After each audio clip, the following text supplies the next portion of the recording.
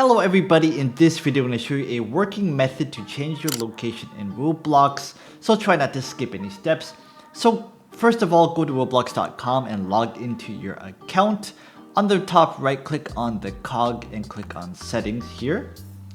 And on the left hand side, click on account info and scroll down until you see your account location.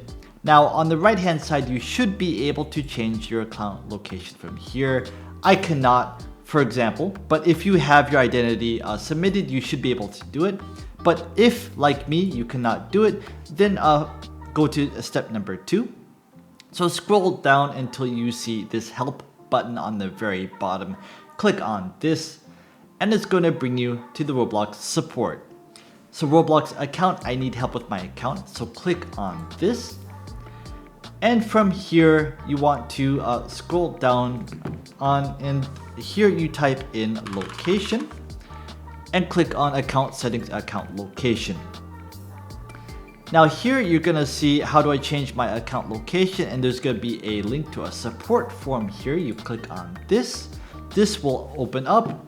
You want to type in your first name, email address, and etc. etc. For the issue details, you want to type in basically what platform you're on. If you're on PC, select PC.